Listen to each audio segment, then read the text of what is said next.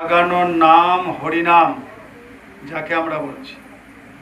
এই জয় গুরুদেব ধ্বনি কেন করতে বলেছেন মালিক? মালিক এই কারণে করতে বলেছেন, আমাদের মন খুব চঞ্চল, এক জায়গায় বসে না। মানুষ মনের দাস হয়ে বসে আছে, তো সে মন বিভিন্ন জায়গায় পালিয়ে বেড়াচ্ছে। আমরা সদ্গুরুকে পেয়েও সদ্গুরুকে ধরতে পারছি না। এই কালের প্রকোপ থেকে বাঁচাবার জায়গায় বসানোর জন্যে গুরু মহারাজ এই জয় গুরুদেব নাম ধ্বনি করতে বলেছে। এই জয় গুরুদেব নাম ধ্বনি কোথায়? দুই চোখের মাঝখানে। এখানে যদি মন বসে যায় তাহলে আপনার গুরুর ধ্যান করতে কোনো অসুবিধাই হবে না। গুরু যে নাম দিয়েছেন সেই সুমিরন মালা করতে অসুবিধা হবে না, ভজন করতে অসুবিধা হবে না। তাই মালিক কি করেছেন? সকলকে এই জয় গুরুদেব নাম ধ্বনিতে লাগিয়ে রেখেছেন। তার একটাই কারণ, আপনার আমার ভিতরে, অর্থাৎ এই মনুষ্য শরীরের ভিতরে যে আত্মা আছে, সুপ্ত অবস্থায় আছে দুই চোখের মাঝখানে। কিন্তু কেন সে সুপ্ত অবস্থায় আছে? সে জাগ্রত হচ্ছে না কেন? জাগ্রত নাম পেয়েও আমরা জাগাতে পারছি না। তার একটাই কারণ যে আমরা মনকে বিভিন্ন ইন্দ্রিয়ের দরজাতে বসিয়ে রেখেছি। কাম, ক্রোধ, লোভ, মোহ, অহংকার, মৎসর্য, নানা রকমের 10 ইন্দ্রিয়তে মনকে আমরা বসিয়ে রেখেছি। তার ফলে কি হচ্ছে? মন আমাদের এক জায়গায় বসছে না। তার ফলে কি হচ্ছে?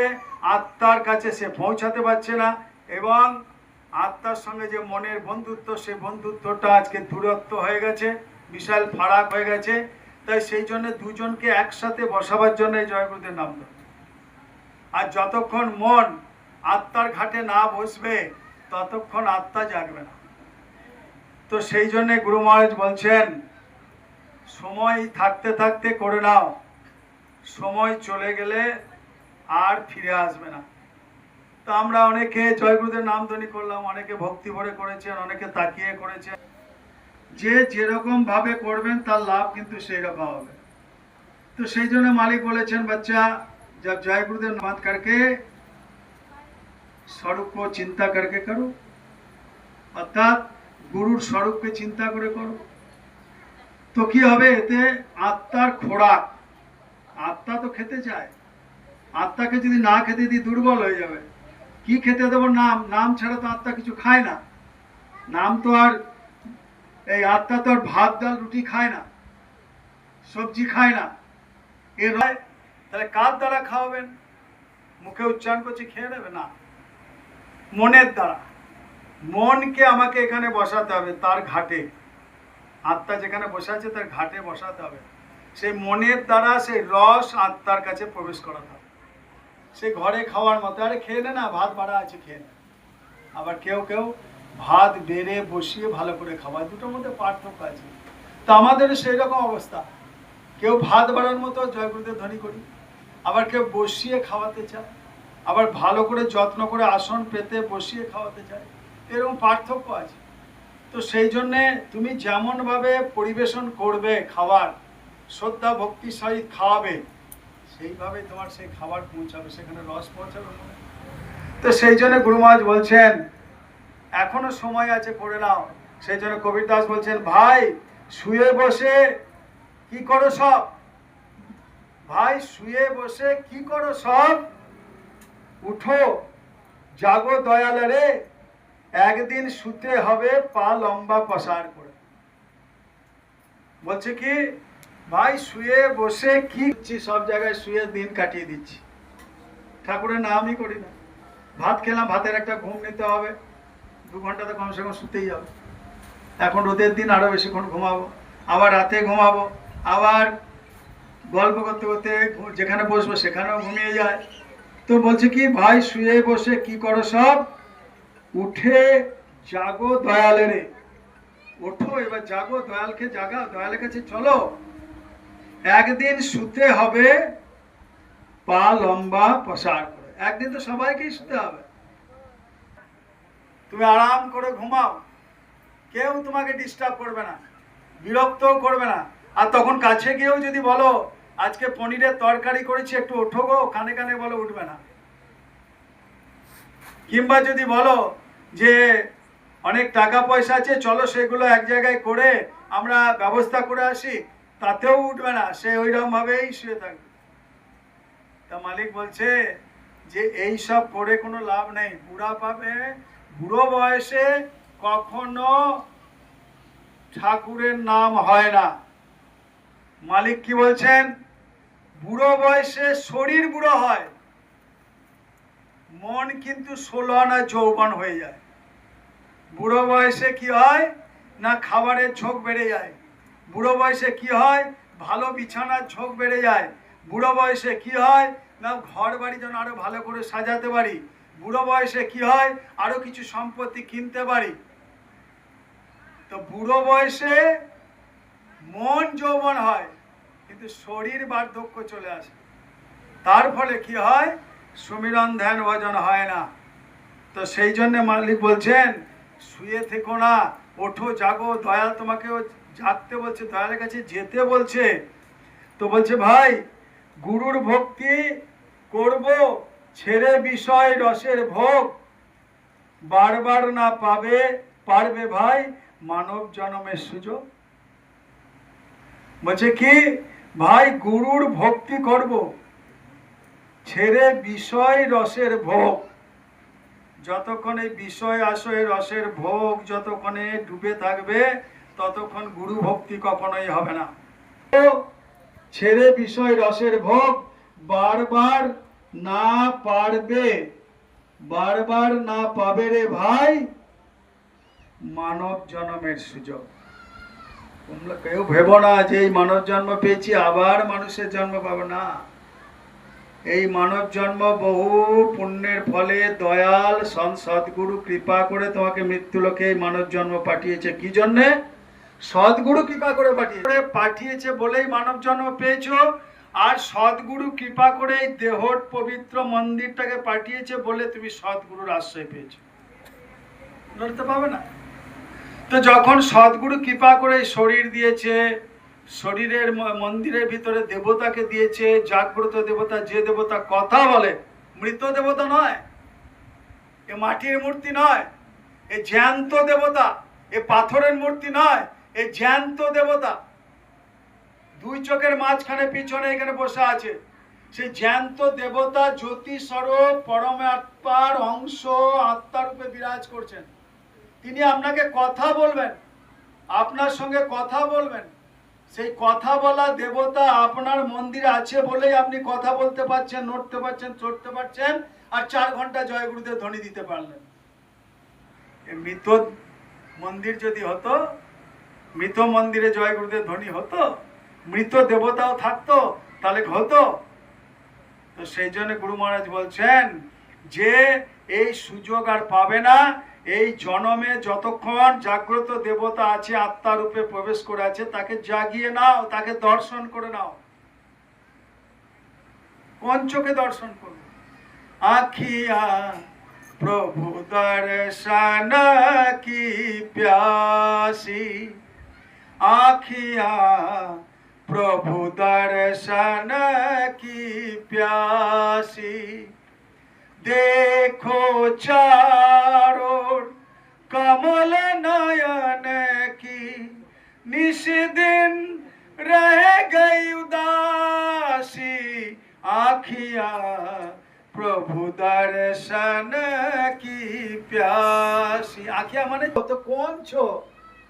এই দুটো চোখ চর্মচক্ষুতে কখনো প্রভু দর্শন হয় না। দেখো চার ওর কমল নয়ন কে, সে কমল রূপী পদ্ম রূপী সেই শিবনেত্র দিব্য চক্ষু তোমার ভিতরে অন্তরে আছে, দুই চোখের মাঝখানে। যখন তুমি সদ্গুরুর নামের দ্বারা সেই দিব্য চক্ষুকে জাগিয়ে নেবে, তখনই হরিদর্শন হবে, তার আগে হরিদর্শন হয় না। বহু পুণ্যের ফলে হরি মন্দির পেয়েছেন। तो आखिया प्रभु दर्शन की प्यासी, देखो चारों कमल नयन की, निशी दिन रह गई उदासी। আমরা উদাসী হয়ে আছি, কবে গুরুকে পাবো? এ তো রক্ত মাংসে গুরু। গুরুর শক্তি কিসের? নামে। তা নামকে জাগাবার জন্য তো 4 ঘন্টা জয় গুরুদেব ধ্বনি করালেন। এবং ঘরে গিয়ে সুমিরন ধ্যান ভজন করবেন। কি না, নামকে জাগাও। আর নামকে জাগালে কি হবে? যে উদাসী ভাব কেটে যাবে। তখন মনের উদাসী ভাব কেটে গিয়ে মন এইখানে যে বসে আছে, সেই মন তখন আত্মার সঙ্গে সংযোগ হয়ে তখন কি হবে? দিব্য জ্যোতি, জ্ঞান চক্ষু শিবনেত্র খুলে যাবে। তখন দেখবেন আপনি যেখান থেকে এসেছেন আবার সেইখানে যাচ্ছেন। কার দ্বারা? কে নিয়ে যাচ্ছে? সন্ত সদ্গুরু বাবা উমাকান্তজি মহারাজ বর্তমান সময়ের সঙ্গে। তো আমাকে পাওয়া যায়। তাই বলছে কি, গুরুর পথ থেকে সরে আসে, শব্দবিহীন হয়, তাকে কাল হেঁচড়ে নেবে, বাঁচাতে সামর্থ্য কেউ না রয়। ভালো করে বুঝুন। গুরুর পথ থেকে সরে যে কাল হেঁচড়ে নেবে, বাঁচাতে সামর্থ্য কেউ না রয়। এই যে গুরুর দীক্ষা নিয়েছেন, অনেকে গুরু দীক্ষা নিয়ে কি হয় না, মালা করে না, ধ্যান করে না, ভজন করে না, মানে কি তাল কাল তাকে টেনে হেঁচড়ে নামাচ্ছে নিচে।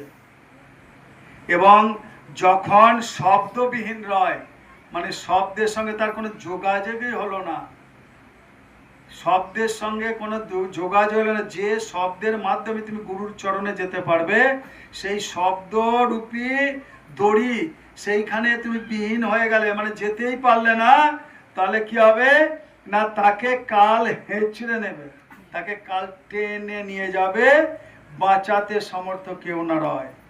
কোনো মায়কা লাল নেই যে আপনার আত্মাকে বাঁচিয়ে দেবে, কেউ বাঁচাতে পারবে না। সেই জন্য শব্দবেদী গুরুর দরকার। শব্দবেদী গুরু ছাড়া আপনাকে কেউ রক্ষা করতে পারবে না। আর শব্দবেদী গুরুর কাছে যদি নাম নেন, তবেই সে নামের শক্তিতে আপনি বেঁচে থাকবেন। অর্থাৎ আপনার ভিতরে যে আত্মা আছে, জাগার চেষ্টা করবে। কার দ্বারা? মনের দ্বারা।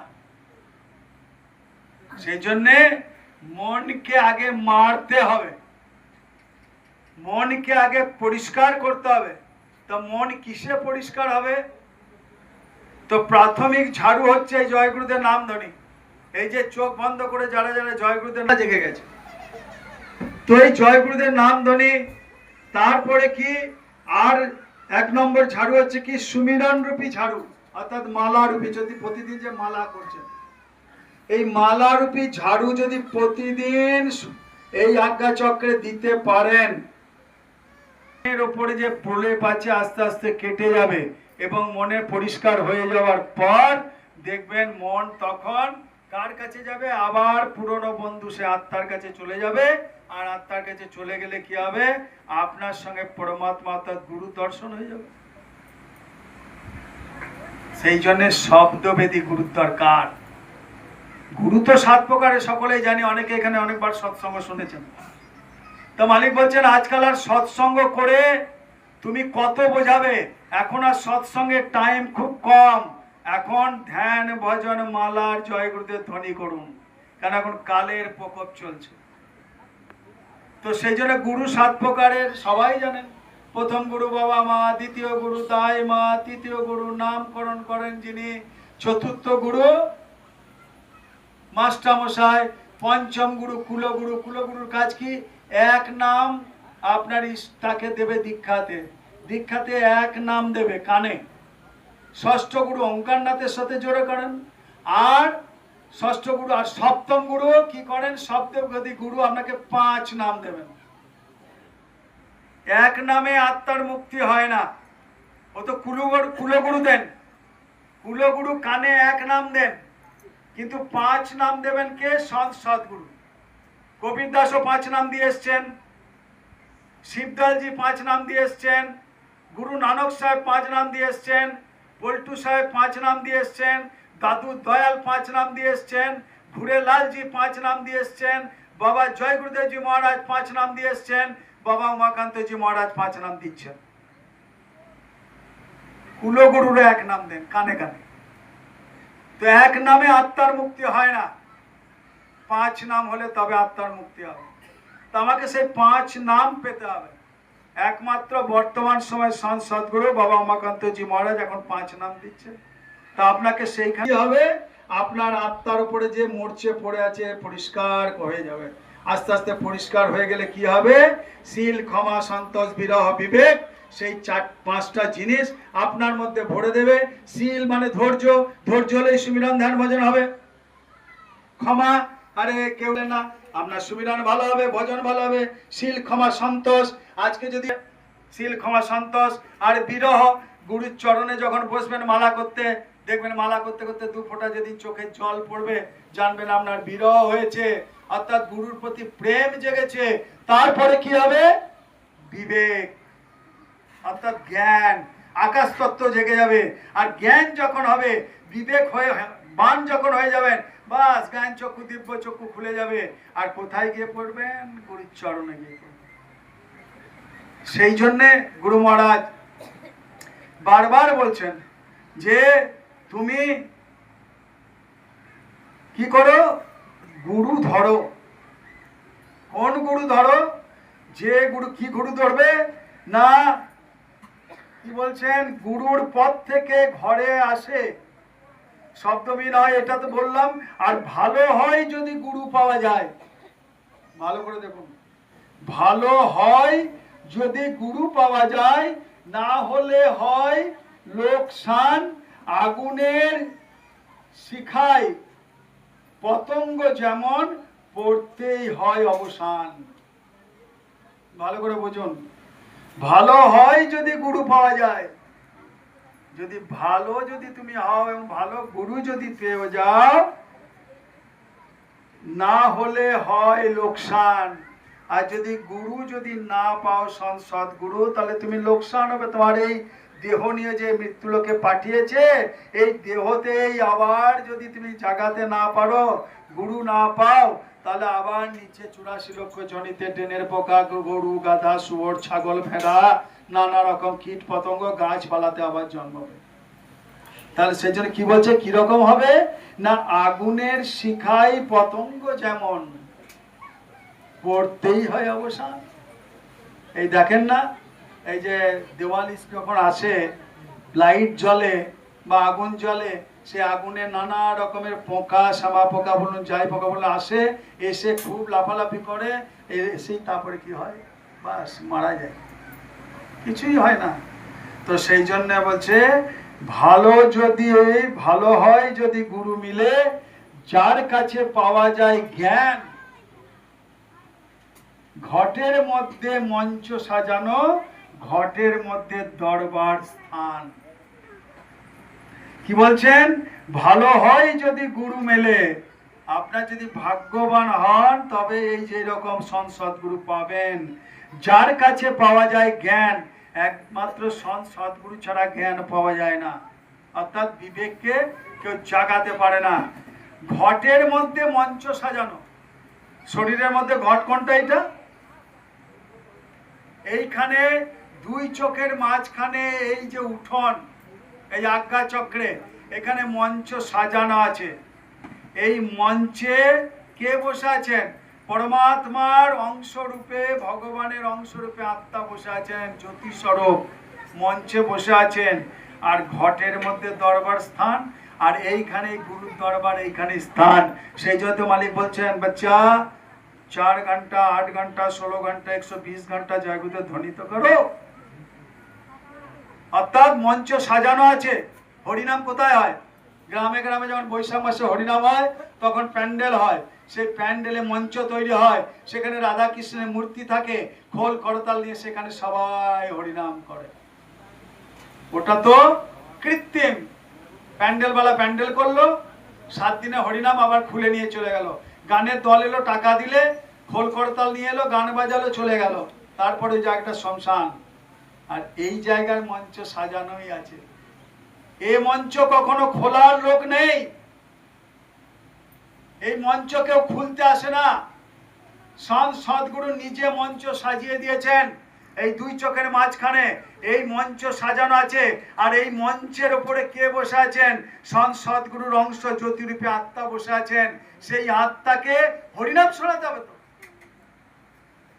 তাকে তো খাওয়া, তাকে ভোগ কি দেবেন? ওই চিড়ে কলা বাতাসা? কখনো ভগবানরা খান না, তারা লিঙ্গ মানুষ খায়। কি খাবে না? নাম খাবে। তাহলে হরিনাম বিলাতে হবে তাকে। তা হরিনাম বিলানোর জন্য কি করতে হবে? এই চর্মচক্ষে মুখ দিয়ে চর্মে বলছি এসবে হবে না, অন্তর্মুখী হয়ে যাও। জয় গুরুদেব মন বসে যাবে, আর মন যখন এই মঞ্চ সাজানো আছে দর্শন হয়ে যাবে, তোমার এই জীবন সার্থক হয়ে যাবে। বুড়ো বয়সে কখনো হরিনাম হয় না, আর বুড়ো বয়সে কখনো মালা জপ করতে পারবেন না। তাই গুরু নাম করতে গেলে যৌবন অবস্থা থেকেই করতে হবে। কেননা যৌবন অবস্থায় সংসারের নেশা কম থাকে, কিন্তু বুড়ো বয়সে সংসারের নেশা বেশি থাকে। তা মালিক বলছেন আর সময় পাবে না। এই যে আমরা গোলাপি বস্ত্র পরে আছি, অনেকে বলেন কি বলেন, আরে ভাই দেখো বাবা উমাকান্তজি মহারাজ জয় গুরুদেবের এরা আবার গোলাপি পরে। গোলাপি মানে কি? প্রেমের প্রতীক, ভালোবাসার প্রতীক। তো গোলাপি কি জন্য পড়িয়েছেন? গুরু মহারাজও গোলাপি পড়িয়েছিলেন 1972 সালে, এবং গোলাপি পাগড়ি বাঁধিয়েছিলেন তখন। এবং পাগড়ি বাঁধানোর পর তিনি যখন 2 বছর পরে বললে এই গোলাপি পাগড়ি সবাই সযত্নে রেখে দাও বাক্সতে ভরে, আবার আমি যেদিন বলবো সেই দিন গোলাপি পাগড়ি পরবে। তো অনেকে বললেন আরে গুরু মহারাজ তো বলেনি, গুরু মহারাজ তো শরীর ছেড়ে চলে গেছেন, তাহলে কি জন্য এখন গোলাপি আবার পরবো? তো মালিক বলেছিলেন, গুরু মহারাজ, আমার গুরু মহারাজ মথুরার বাবা জয় গুরুদেব মহারাজ, তিনি বলেছিলেন हम 400 साल तक रहेंगे, इस मृत्यु लोक में हम 400 साल तक रहेंगे, অর্থাৎ 400 বছর অবধি আমি থাকবো। অনেকে বলেন বাবাজি যখন বলেছেন 400 বছর অবধি থাকবো, তাহলে নিশ্চয় উনি মরেননি। আমরা গুরুকে আবার মরেনি বলি, এই নিয়ে কত তর্ক হয়। গুরু কখনো মরে নাকি? তো 400 সাল অবধি আমি মৃত্যু লোকে থাকবো, আমার মিশন পূর্ণ হবে। গোটা পৃথিবীতে যখন জয় গুরুদেব নামের প্রচার কমপ্লিট হবে, ঘরে ঘরে যখন জয় গুরুদেব ঝান্ডা উঠবে, যা যা ভবিষ্যৎবাণী করেছি সেইগুলো সব পূর্ণ হবে, তবে আমি এখান থেকে যাব। এবং এটাও বলেছিলেন এই যে গাছ লাগিয়ে দিলাম, এই গাছের ফল তুমিও খাবে আমিও খাবো। সন্তের কথা বোঝা তো সহজ নয়। তো গুরু মহারাজ এই কথা বলেছিলেন, এই কথা অনেকে মানেই জানে না। তা কি মানে 400 সাল তক रहेंगे? গুরুর চামড়াতে শক্তি নেই, গুরুর চামড়াতে শক্তি নেই, রক্ত মাংসতে শক্তি নেই। গুরুর শক্তি কিসে থাকে? নামে। সেই জন্য বলে না যে গুরু কখনো মরে না। গুরু কোথায় বসে আছে? গুরু আপনার এই অন্তরে বসে আছে, আজ্ঞা চক্রে নাম রূপে। সেই জন্য বলে না যে আমি কখরের মধ্যে 116 বছর মালিক বেঁচে ছিলেন, 2012 30, তাহলে 230 গুরু মহারাজের মৃত্যু লোকে থাকবেন। তো সেই নামের প্রকোপ 230 বছর পর্যন্ত এখনো থাকবে। तो मालिक क्या की बोलेছিলেন, बच्चा ये उमाकांत तिवारी जी है, यही तुम्हारा 5 नाम देगा। जो नया ना प्रेमी है नामदान ले लो, और তোমাকেও রক্ষা করবে আর নতুনকে তো তার করবেই। তো এই যে প্রকোপ হলো, এই নামের শক্তিটা আরো কে বাড়ালো? আপনাদের আমাদের মতো গুরু ভাই অখণ্ড ধ্যান ভজন, লাগাতার 5 दिन ধ্যান ভজন, লাগাতার 6 दिन ধ্যান ভজন, লাগাতার 3 दिन ধ্যান ভজন, লাগাতার 48 ঘন্টা ধ্যান ভজন। সেই ধ্যান ভজন মঞ্চে কে করাচ্ছেন? বাবা উমাকান্তজি মহারাজ। সেই নামটাকে বাড়িয়ে দিলেন, সেই নামের শক্তিটাকে বাড়িয়ে দিলেন। এবং নামের শক্তি বাড়িয়েই যখন বললেন কাকে বলবেন মালিক যে গোলাপি পাগড়ি আবার পরবে, তা যাকে দায়িত্ব দিচ্ছে তাকেই তো বলবেন। তা কি করে বলবেন? যখন আপনার দিব্য চক্ষু খুলে যাবে, আপনি গুরুর সাথে দিনভর কথা বলুন না ভাই, কে মানা করেছে? যার সমীরণ ধ্যান ভজন করে দিব্য চক্ষু খুলে যাবে, আমি গুরু মহারাজের সঙ্গে কথা বলি, বাবা উমাকান্তজির সঙ্গে কথা বলি, আপনারাও বলুন। তো বাবা উমাকান্তজির সঙ্গে যখন কথা বলবে, কে বলবে? গুরু মহারাজ ধ্যানে বসে গেল, মালিক আজ কে আদেশ আছে? বাবা উমাকান্তজি মহারাজ কখনো বলেন না আমি গুরু, আমি ওনার সেবক, ওনার মিশন পূর্ণ করতে এসেছি।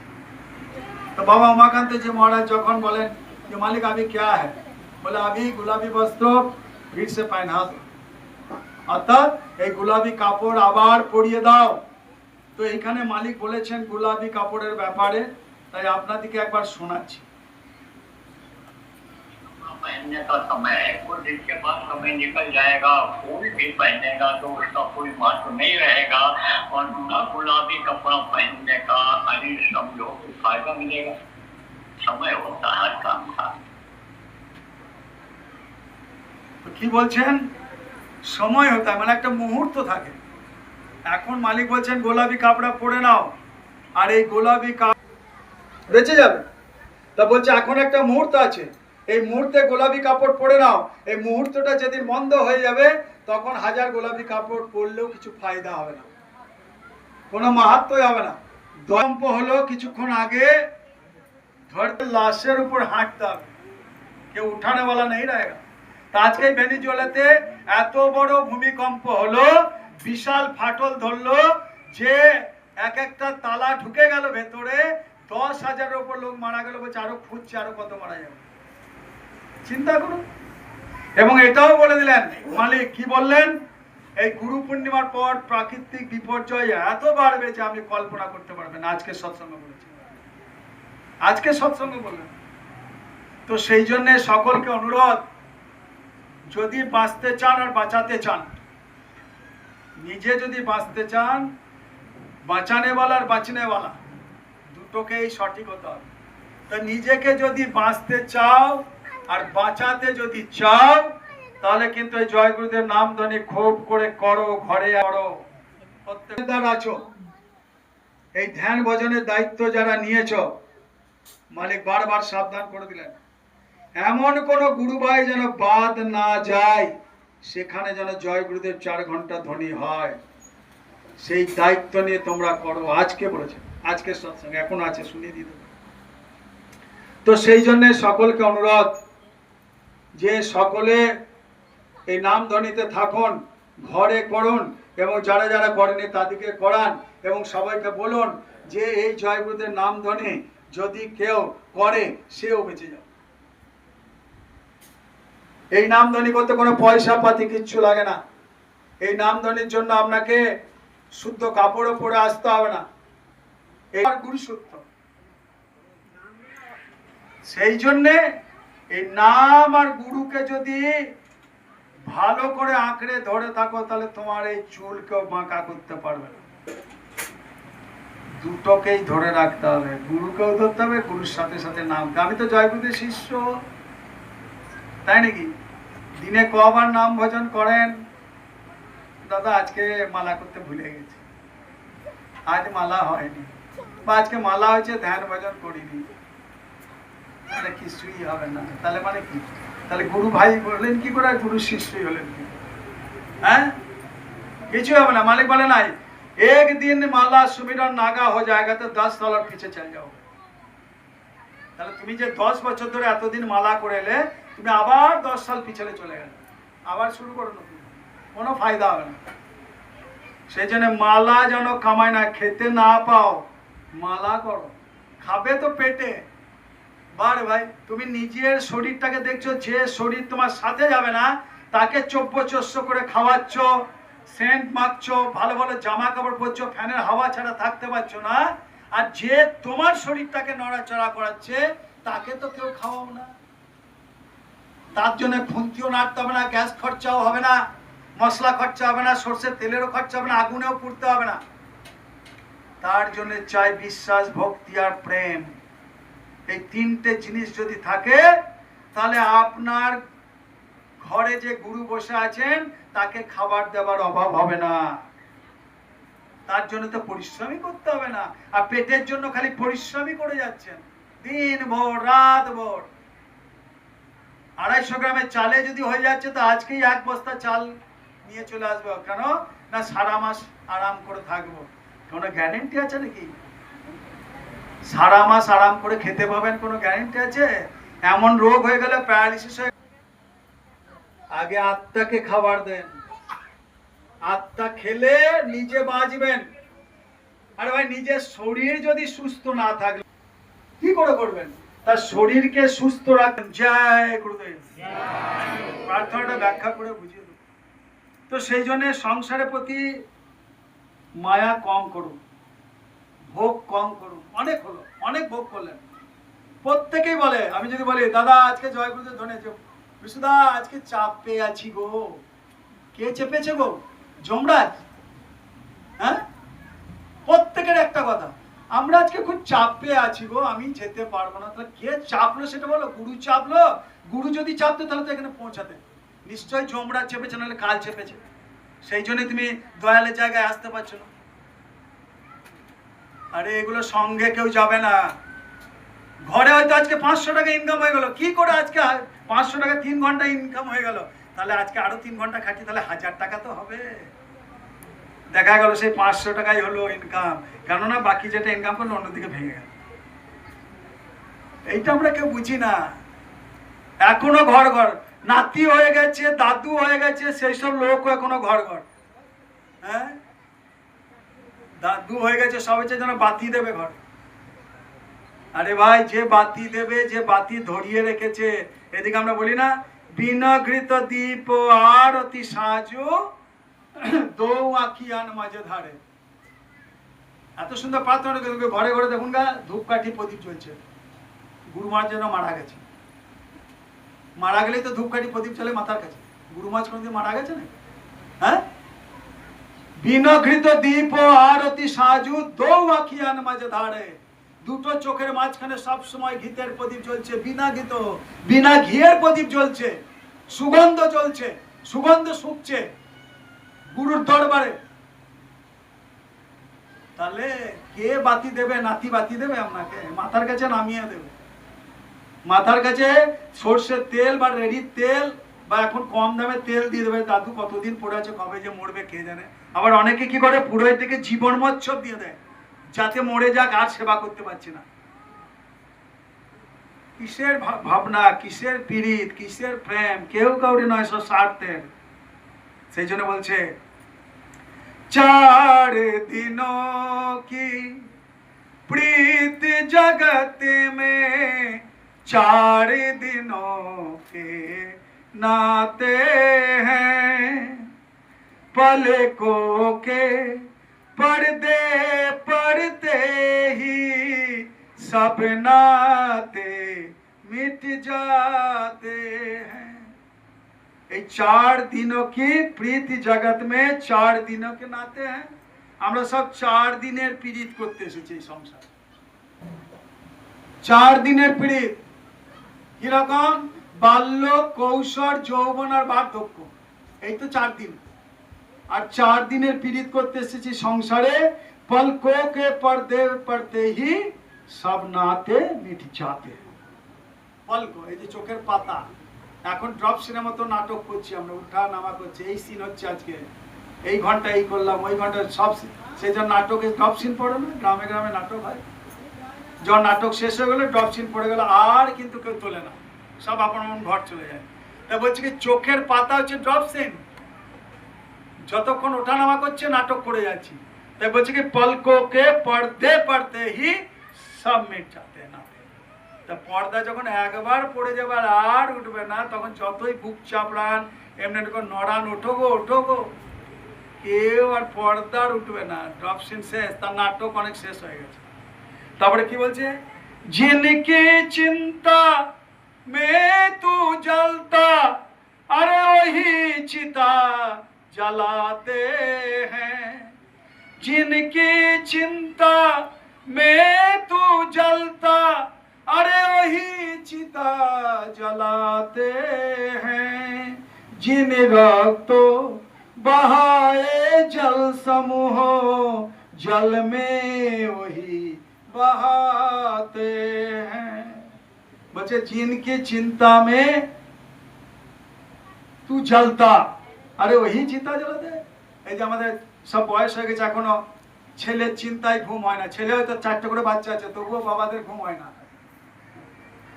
ছেলে কেসি কি বলছে, जिनकी चिंता में तू जलता, अरे वही चिता जलाते हैं। যে ছেলের বউয়ের জন্য এত চিন্তা আপনার, আর যখন মোড়া গুন দেবে চিতা জ্বালাবে, বাঁশের বাড়ি মারবে, তখন তো বলে না মা কত খুন্তি নড়িয়েছে, আহা এই মাকে কি করে হাতে বাড়ি বলে না।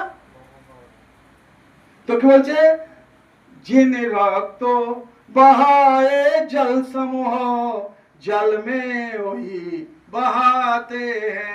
রক্ত জল করে দান করিয়ে দাঁড় করিয়েছি, আর কি হলো, যখন মরে গেলাম চিতাতে ছাই হলো, ওই পুরো শরীরটা যখন ছাই হয়ে গেলো ওইটা আবার জলে ভাসিয়ে দিই। কোনো দাম থাকলো কি? घर के स्वामी के जाने पर, अरे घर की शुद्धि कराते हैं। घर के स्वामी जाने के बाद, এখন মরে যাবে কেউ, এই ঘরে কেউ মরলো বা আমার ঘরে কেউ মরলো, তখন কি করি, বলো হরি হরি বল করে এরকম হাত চিঠি দিয়ে দামি দামি ধূপ কাঠি জ্বালায়, তখন বাবা নয় মা নয়, মরা, অমুক বাড়িতে একটা মরেছে গো, কে মরেছে গো, তবে বলবে যে অমুকের মা অমুকের। গরুর চালা যদি থাকলো, গোবর গুলতে যতক্ষণ এমনি করে জল গুলে একবারে ছিটা দিল গোটা ঘর, বাবা তখন জঞ্জাল, মা তখন জঞ্জাল। হ্যাঁ, আর এখন যদি মা যদি একদিন ঘর না আসে, বা মা বাইরে কোথাও বেড়াতে গেছে, মা এসো গো, তুমি না থাকলে আমাদের একা লাগছে। বাবার কত অভিনয়, হ্যাঁ সিনেমাতে এত ভালো অভিনয় হয় না, সংসারে যা অভিনয় হয়। তারপরে কি হয়, যখন চলে যায় ঘরে, যখন গোবর জল ছড়া দেয়, আর যেখানে শুয়ে থাকে সেখানটা তো একদম গোবর দিয়ে নিপে দেয়। সেই জন্য বলছে কি, ঘর কে স্বামী কে জানে पर, अरे घर की शुद्धि कराते हैं।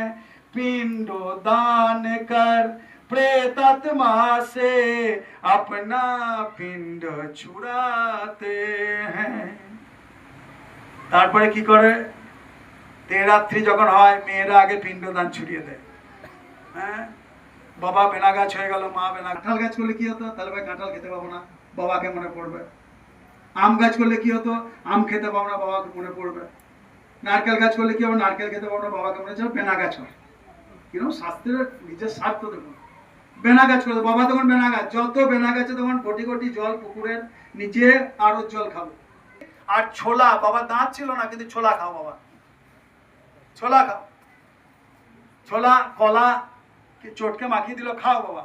অথচ বেঁচে ছিল, বাবা যেমন বললেন একটু কলা খাওয়ারে, তাহলে একটু আয়রন হবে, ভিটামিন হবে, শরীরটা একটু শক্ত হবে। না বাবা, কলা দেবো না, কলা খেলে না না গলায় যদি লেগে যায়, আরে গলায় লেগে তো আগেই মরে যাবে, ভালোই হবে। হ্যাঁ, তো এগুলো হচ্ছে অভিনয়। তো বলছে কি, পিণ্ড দান কর প্রেত আত্মা সে আপনা পিণ্ড ছড়াতে।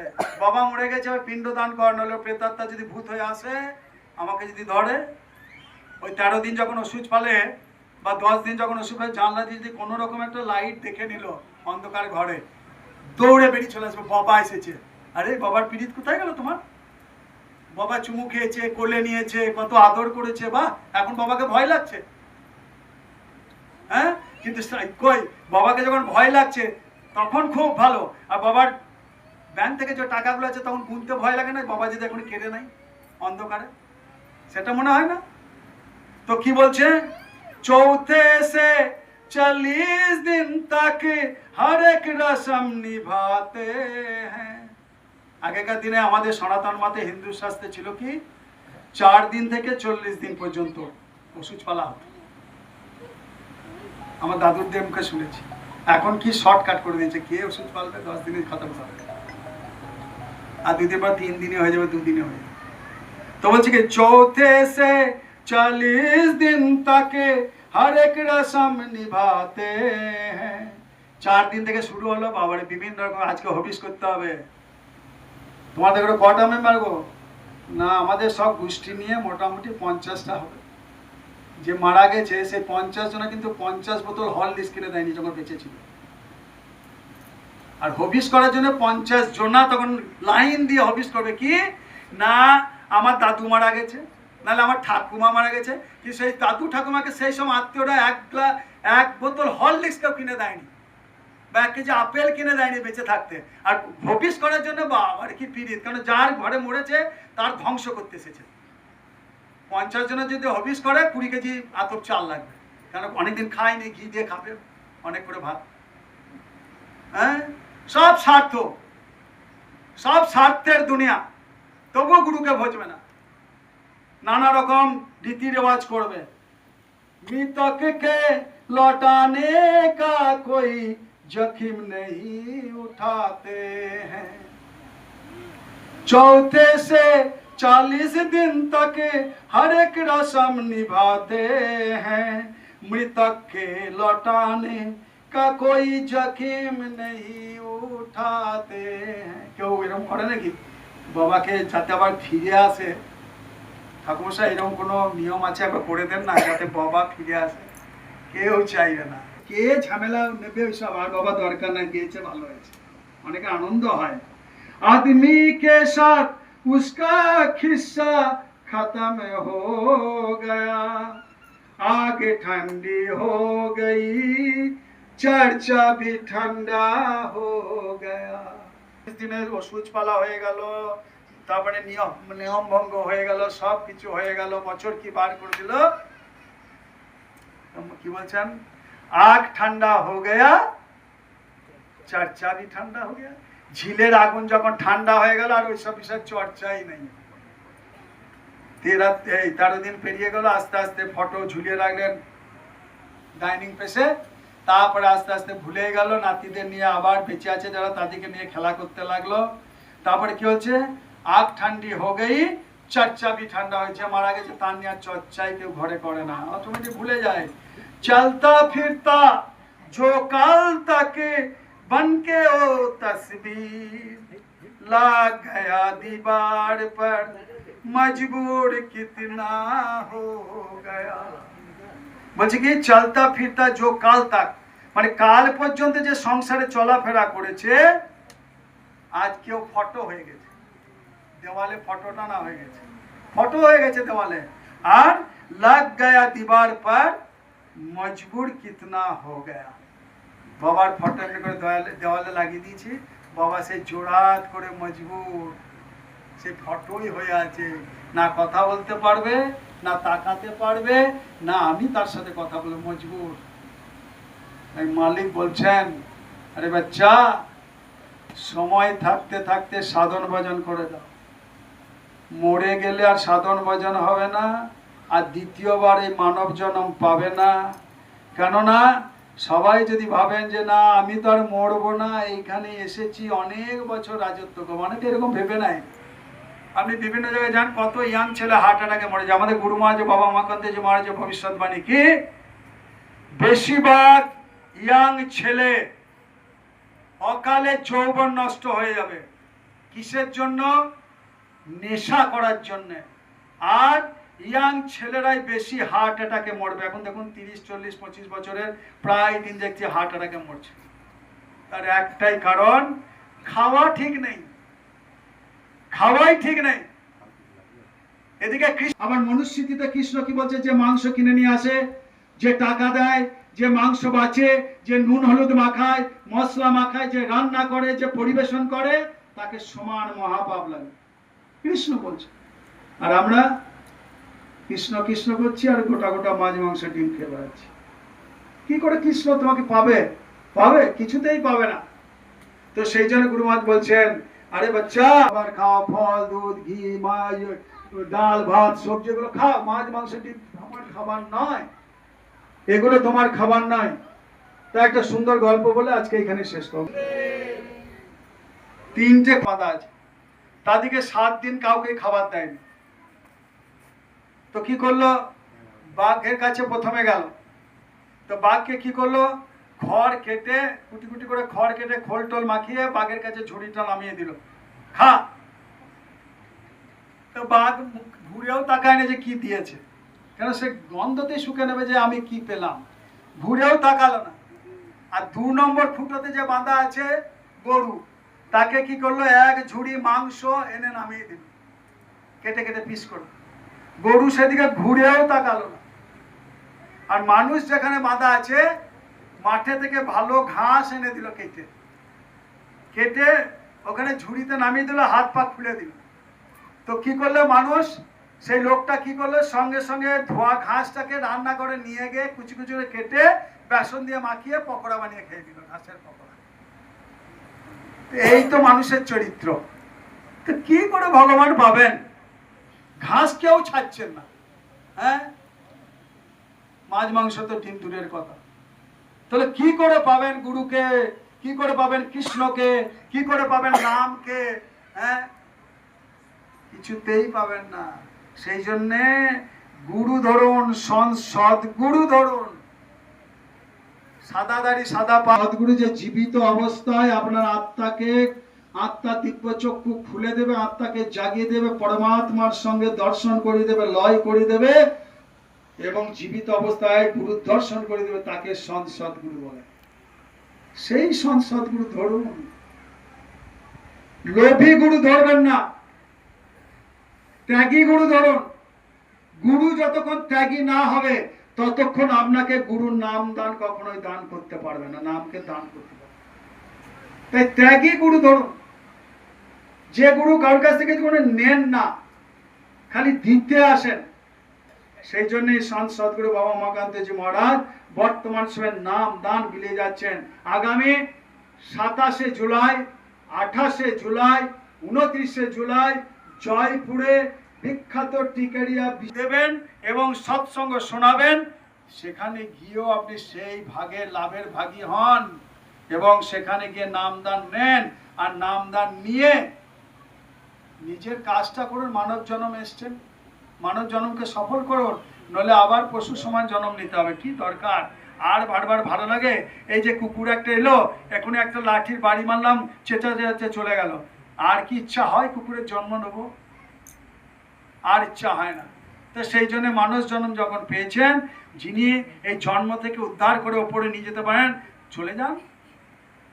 যদি না যেতে পারেন আমাদেরকে বলবেন, আমাদের এখান থেকে গুরু ভাই যাচ্ছে, তারা নিয়ে যাবে। কোনো কিছু দক্ষিণা লাগবে না, কিছু না, থাকা খাওয়া সব ফ্রি, খালি আসা যাওয়ার ভাড়াটা লাগবে, ওটা তো পারবো না।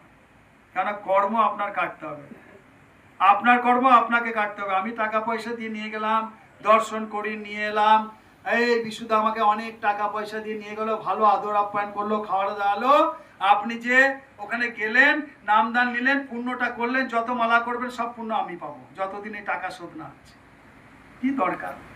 লাভটা কি হলো? আমার ইনকাম হতে লাগলো LIC জীবন বিমার মতো, আপনি করবেন, আমার ইনকাম হবে। তো সেই জন্যে নিজের অর্জিত ইনকামের পয়সায় যান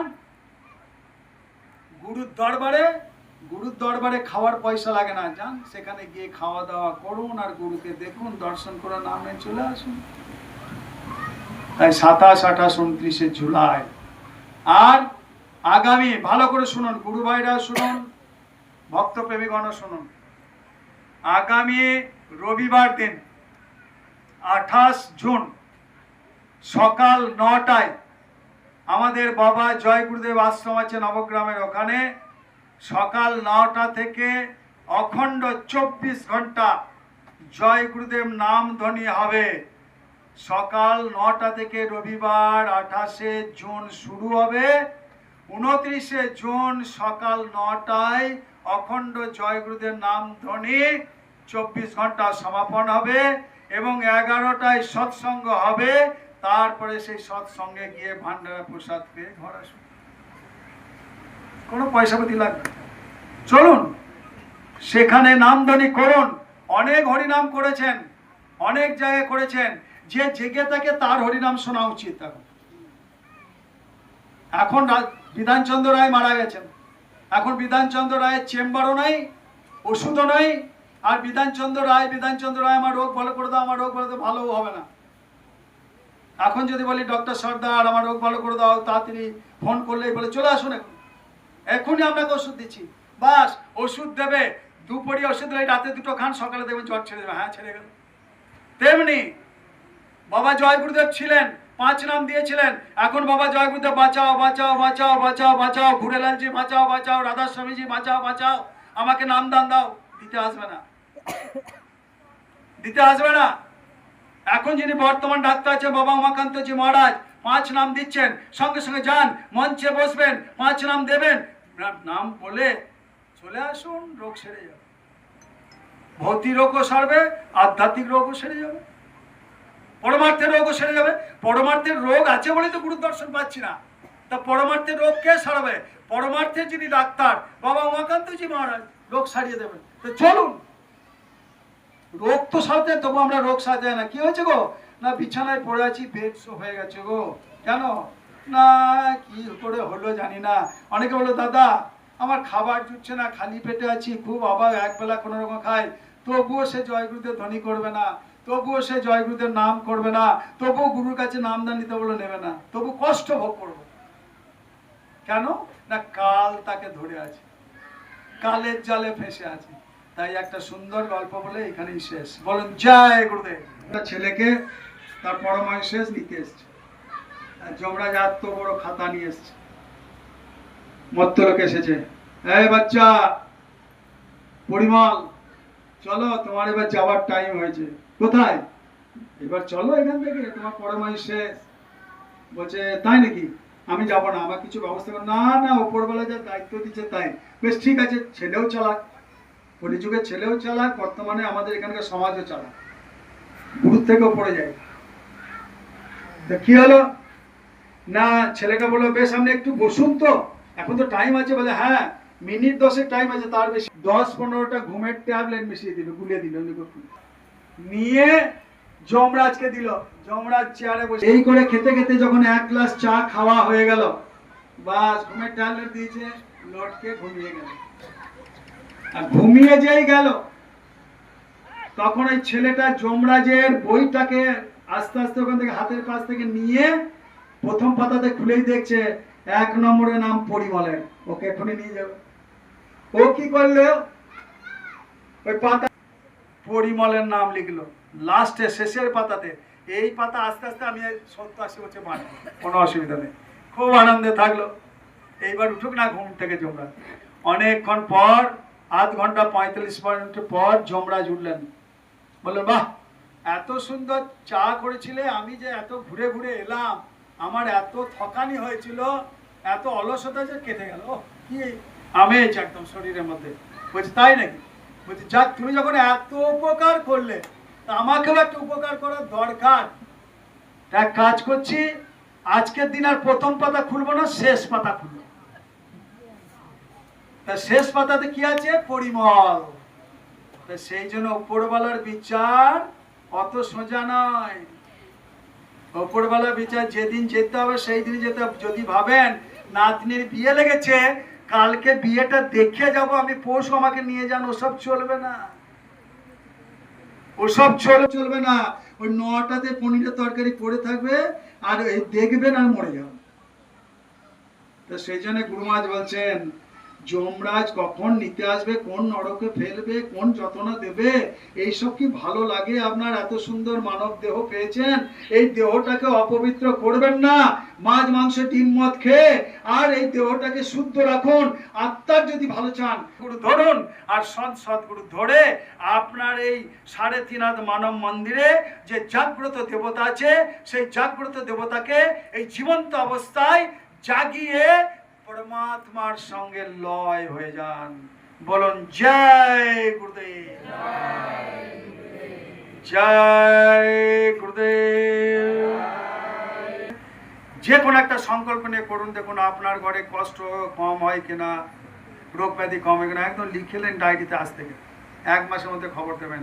কিন্তু মন্দিরটাকে শুদ্ধ রাখতে হবে। অশুদ্ধ মন্দিরে হরিনাম হয় না, শুদ্ধ মন্দিরেই হরিনাম হয়। তার আগে মন্দিরটাকে শুদ্ধ রাখুন, নামও শুদ্ধ, মন্দির শুদ্ধ, শুদ্ধতে শুদ্ধতে বন্ধুত্ব হয়ে যাবে। মাতালে মাতালে যেমন বন্ধুত্ব হয়, শুদ্ধতে শুদ্ধতে বন্ধুত্ব। আপনারা সেরকম করবেন। বলেন জয় গুরুদেব।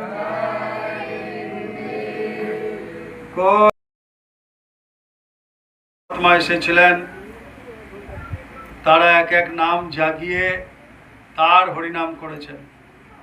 যেমন চৈতন্য মহাপ্রভু